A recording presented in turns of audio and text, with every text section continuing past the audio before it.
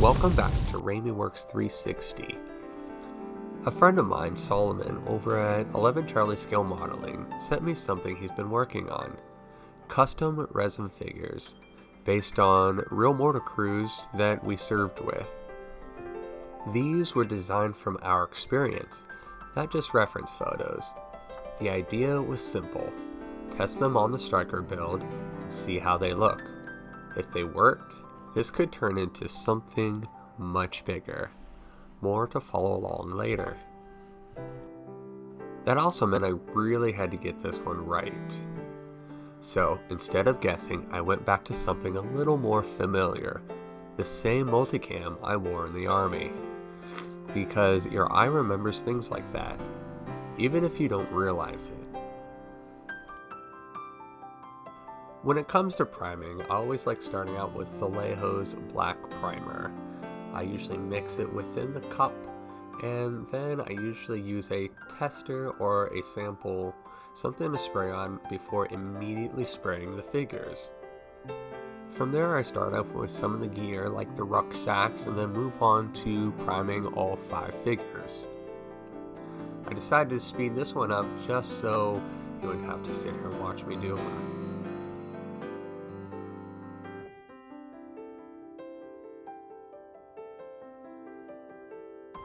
Next is the Zenithal phase. I always choose flat white for this. I mix it up in a separate cup and then dump it into the airbrush cup. And then I backflow it to mix the paint. If that's not good enough, I'll take a paintbrush and mix it in afterward. Then test, and then spray the figures.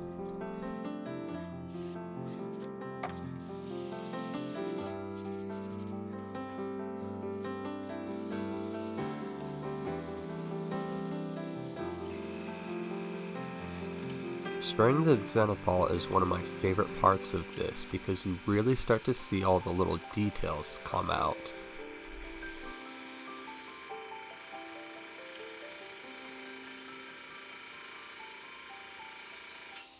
Before getting too far into the painting, I need to slow things down a bit. So I pull out my wet palette, something I don't always use, but for this it made a lot of sense. With a pattern like Multicam, you're not just placing colors, you're consistently adjusting them. Blending, softening edges, keeping tones consistent across the entire figure. And if your paint starts to dry out, even slightly, you start to lose control. The wet palette just gives you more time and more flexibility. And for something like this, that extra time really matters. For the base coat, I use Vallejo's German Camo Beige World War II. I really can't get over how much detail are in these figures. I honestly think it's incredible. How much work Solomon put into these and making sure each detail was correct based on our experience. This part always feels simple, but it's doing more work than it looks. Everything that comes after this is going to sit on top of this one color. If this is off, even a little, the whole pattern starts to feel wrong. It's easy to rush this stage, just to get to the interesting part. But this is where the figure really starts to take shape. The Zenithal underneath is doing its job, even if you can barely see it now. It's subtle, but it gives you something to work with later. I'm not just trying to make it perfect here, just even and controlled. Something I can build on. To start the Multicam out with, I use a number 1 sable brush along with German Cam La Fafa by Vallejo.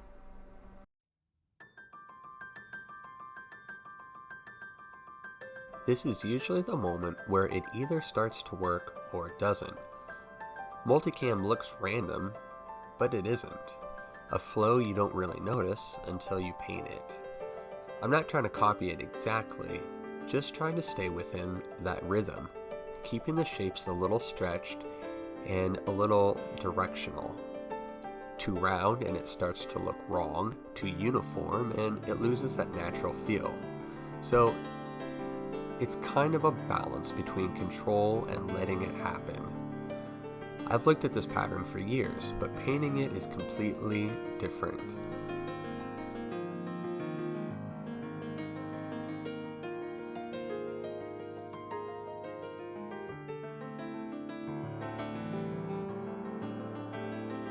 For the next color, I use Vallejo's Uniform Green.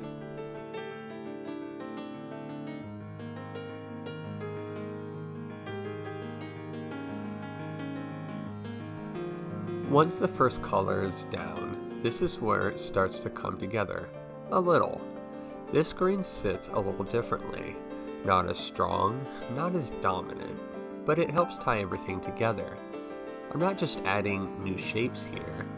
I'm trying to soften what's already there, break up some edges, and connect others.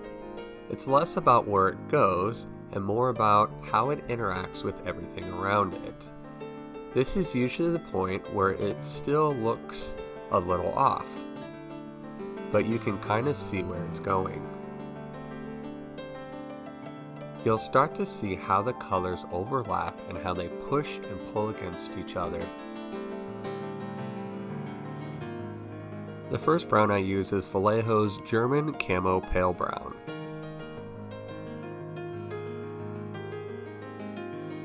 Up until now, it's just been layers of green, but this is what starts to break it up.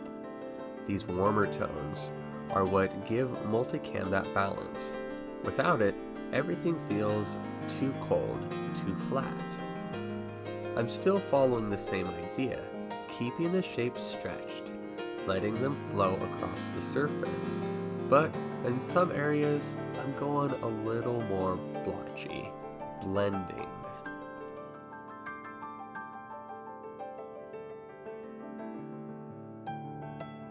Next, I go with Vallejo's Chocolate Brown.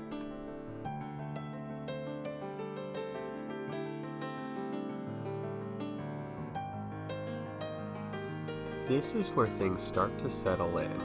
Up until now, everything's been building, but this is what gives it weight. These darker tones are what anchor the whole pattern. I'm not adding much, just enough to break things up and push some of these lighter areas back. And this is easy to overdo. And it doesn't take much.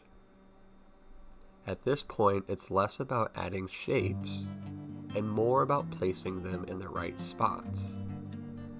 Just small adjustments to keep everything balanced. The next color I go with is Cam Black Brown by Vallejo.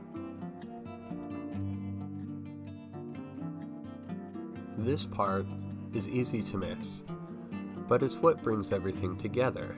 These darker accents aren't really shapes, they're just interruptions, breaking up areas that feel too clean, too even. And it doesn't take much. In fact, it's better to stop early than go too far. On the real pattern, you almost don't notice these, but your eye does.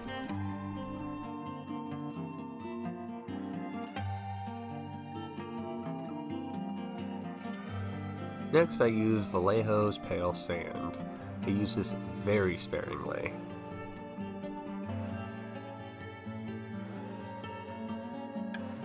Just a few light touches to bring some of that brightness back. Nothing too major here, just enough to tie everything together. And that's usually all it takes. At this point, the uniform's done.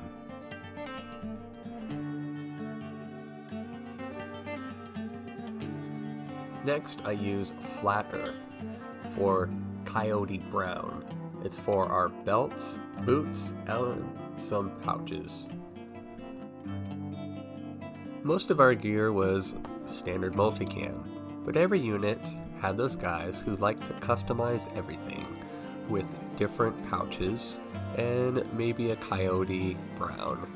We used to call them Geardos, always chasing that perfect setup. Some guys wanted to make their gear stand out a bit. Part of it was usability, but honestly, part of it was just wanting that cool guy look.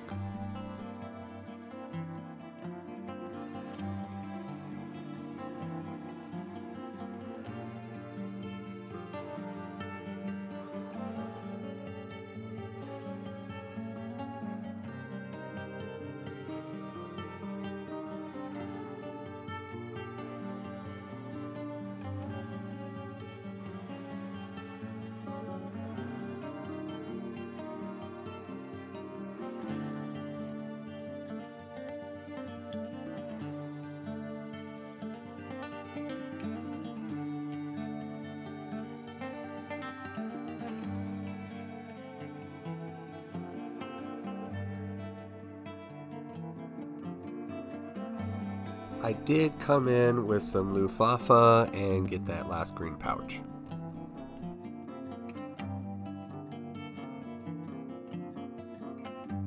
Next, I break out the good old natal green for the helmet.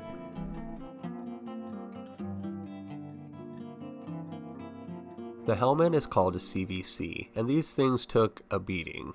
They're usually thrown around a lot, and some of the color was a little lighter to darker, and there were always places you could tell they had been a little beat up.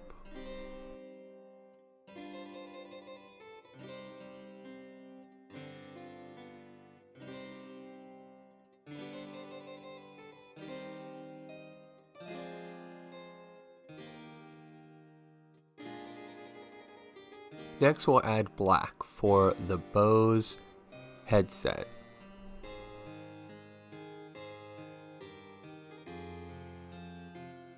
For the black on the Bose headset, I try and thin this down a little bit so it doesn't wash out the detail.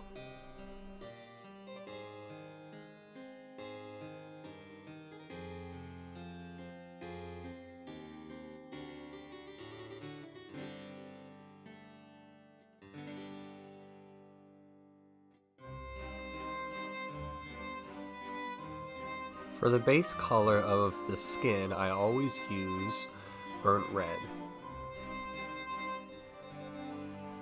Onto the skin. This is where the figure starts to come alive.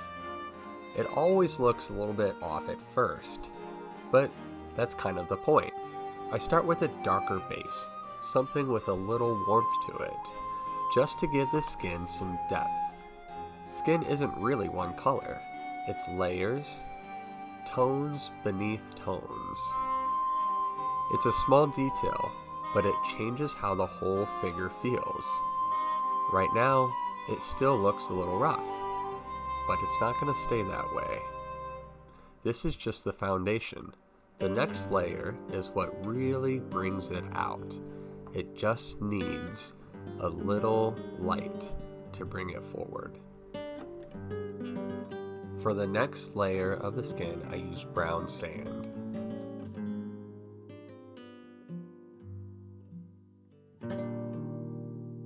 Once that base is down, this is where the skin really starts to come through. I'm not just picking out details here. This is going all over everything, letting that darker tone underneath subtly show through, just enough to keep some depth. It's a simple step, but it changes the whole feel of the figure, and it really brings it to life.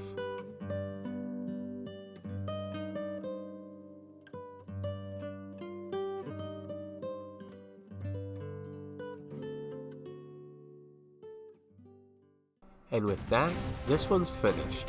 What started out as a test ended up becoming something a little more. This is the first figure and what will eventually be a full crew. Built from experience, designed from the ground up, and now, finally, brought to life. If you enjoyed this video, be sure to like, subscribe, and join us in the next one where we bring this all together with the Mortar Stryker. I'll see you in the next one.